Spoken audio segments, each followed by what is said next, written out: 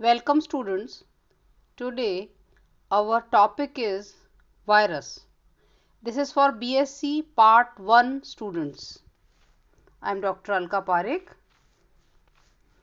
हम वायरस के कुछ जनरल कैरेक्टरिस्टिक्स पढ़ेंगे और एक जनरल स्ट्रक्चर ऑफ वायरस देखेंगे। आप लोग चित्र में भी देख रहे होंगे कि एक चित्र में एक हेड नज़र आ रहा है जिसमें डीएनए है, छोटा सा नेक है, कॉलर है, एक आवरण है जिसको बोला शीथ और कुछ स्पाइक्स हैं लंबे लंबे जिनके ऊपर ये टिका हुआ है।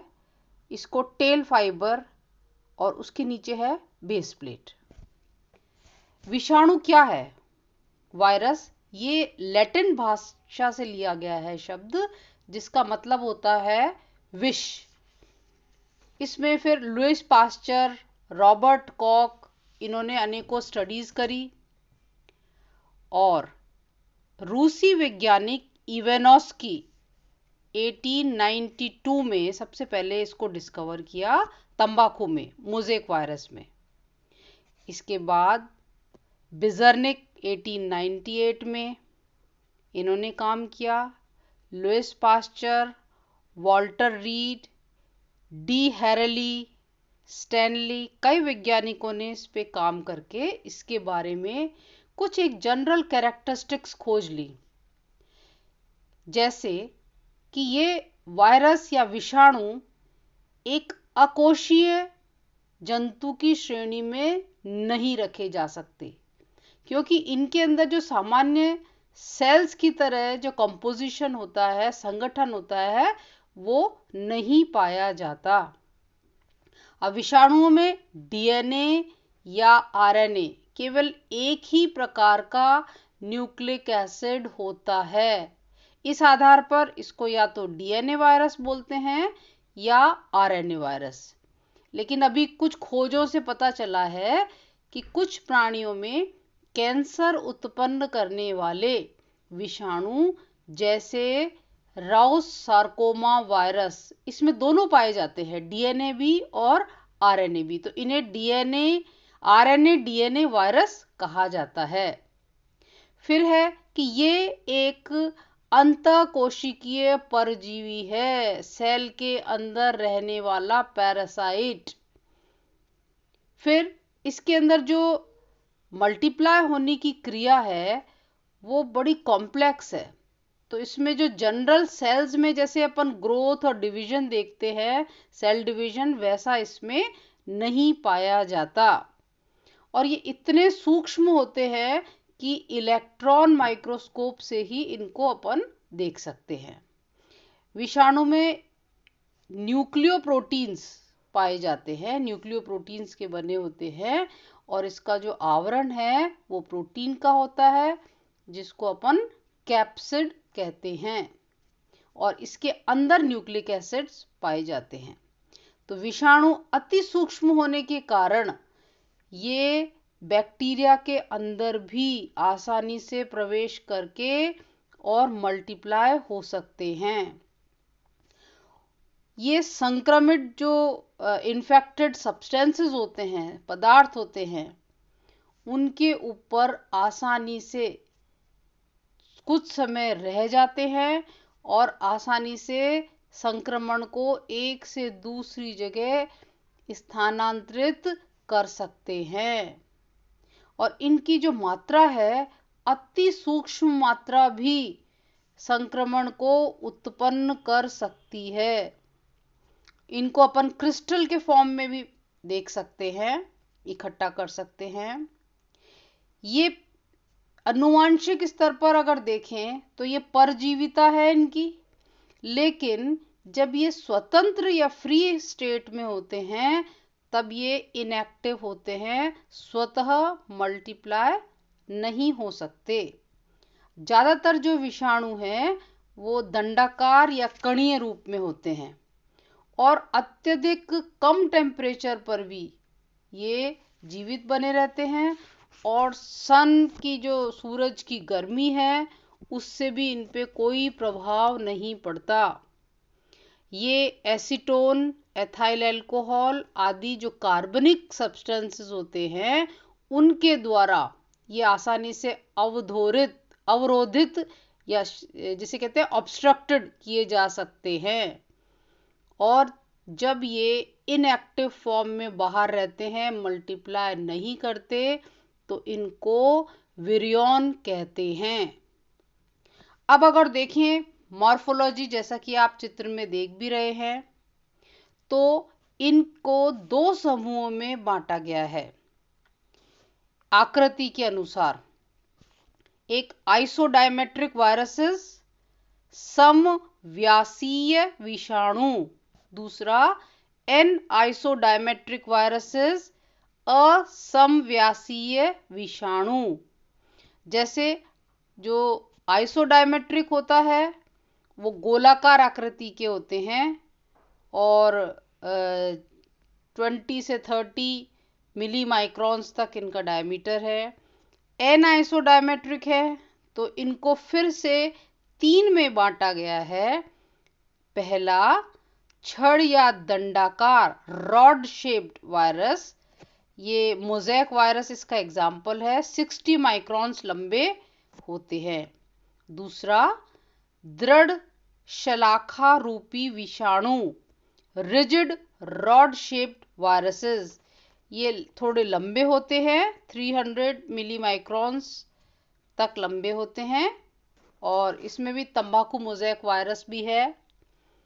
तीसरा है प्रत्यास्थ तंतु की विषाणु, इलास्टिक थ्रेड लाइक वायरस, ये थोड़े अधिक लंबे होते हैं चौड़ाई की तुलना में। और गेहूं का जो रेखित मोज़ेक वायरस है वो इसका एग्जाम्पल है। तो हमने अभी इसके कुछ इम्पॉर्टेंट मॉर्फोलॉजिकल स्ट्रक्चर्स के बारे में देखा है। अभी हम जो चित्र देख रहे हैं उसको देखते हुए हम एक संरचना के बारे में कुछ इम्पॉर्टेंट पॉइंट्स देखते हैं कि विषाणु का स्ट्रक्चर और शेप क्या है। विषाणु की एक इकाई को किसी पोषक से बाहर अगर हो तो उसको विरियन कहेंगे, लेकिन जब वो मल्टीप्लाई करेगा तब उसको वायरस कहेंगे। तो इसको जब वायरस कहते हैं तो उसमें एक सेंट्रल पार्ट होता है, केंद्रक, न्यूक्लिक एसिड होता है उसमें। उस सेंट्रल कोर पार्ट में आनुवंशिक गुण पाए जाते हैं। इसका जो प्रोटीन द्वारा जो आवरण है, कोट है, उसको कैप्सिड बोलते हैं और जो सेंट्रल पार्ट है उसको न्यूक्लियोकैप्साइड बोलते हैं।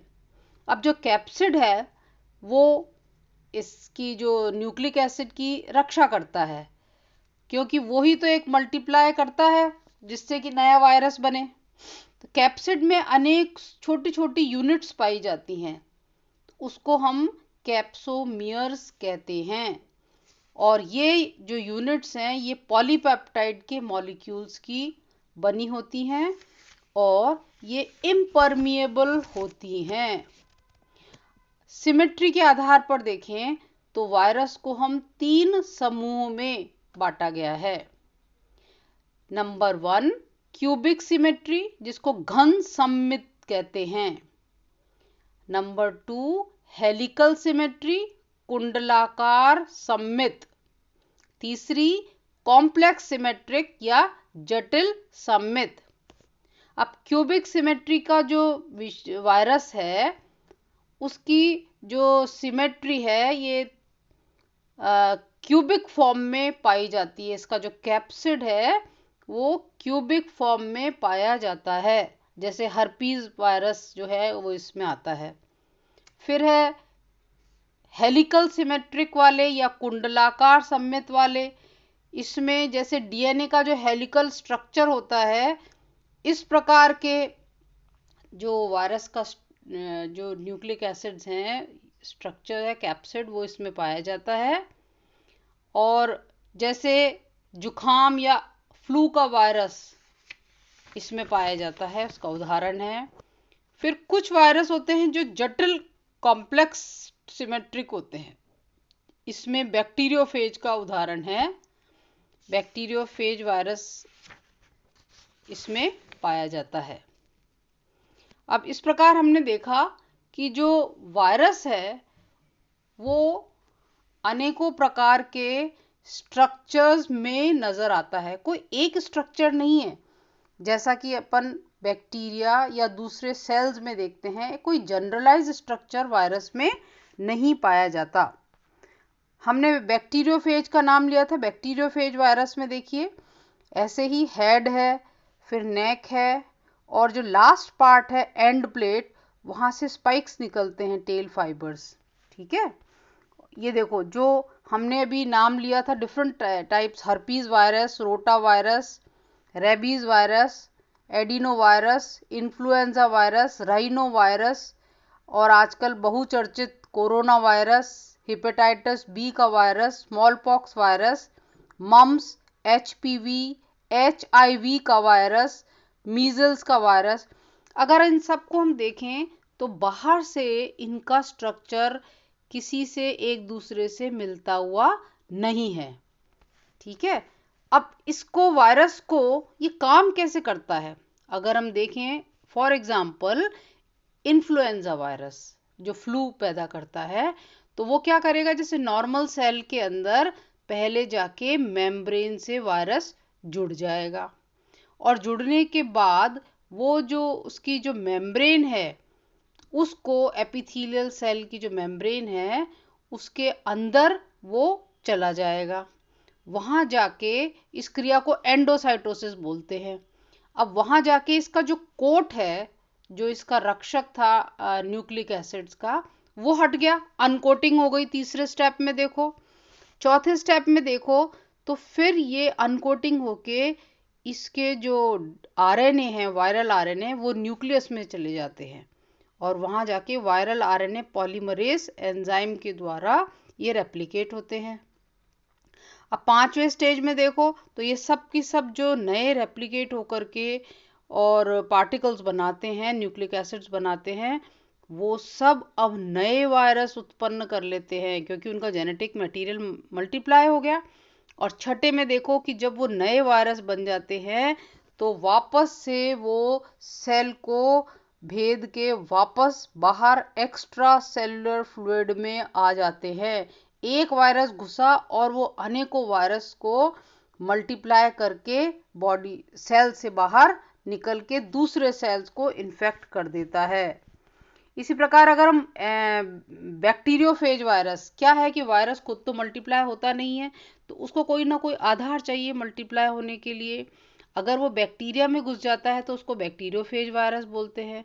तो बैक्टीरियोफेज वायरस का उदाहरण देखो कि सबसे 1 स्टेप में अटैचमेंट हुआ, नंबर 2 स्टेप में क्या हुआ कि वो अपने उस सेल के अंदर चला गया, तीसरे स्टेप में क्या करेगा कि ये जो प्रोटीन है ट्रांसक्रिप्शन करेगा तीसरे में, और मैसेंजर आरएनए जो होता है उनसे प्रोटीन्स बनाता है। चौथे स्टेप में क्या होगा कि ये जो फेज, जो डीएनए सिंथेसिस और प्रोटीन्स वाली स्टेज होती है, ये अपने लिए मटेरियल इकट्ठा कर लेता है, न्यूक्लिक एसिड्स और बना लेता है।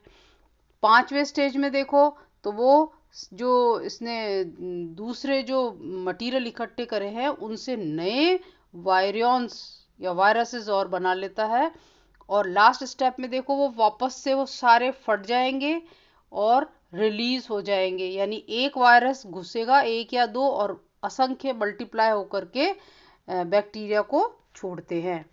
आजकल कोरोना वायरस जैसे बहुत पॉपुलर हो गया है, तो कोरोना वायरस को भी अगर आप देखो उसका स्ट्रक्चर आप लोगों ने बहुत पढ़ा होगा, तो इसमें देखो मेम्ब्रेन प्रोटीन पाया जाता है, न्यूक्लियोप्रोटीन पाया जाता है, और इसमें जो जीनोम है वो आरएनए प्रोटीन का है, और स्पाइक्स जो निकले हुए हैं वो ग्लाइकोप्रोटीन के होते हैं, और एनवलप भी स्मॉल मेम्ब्रेनियस प्रोटीन का बना होता है।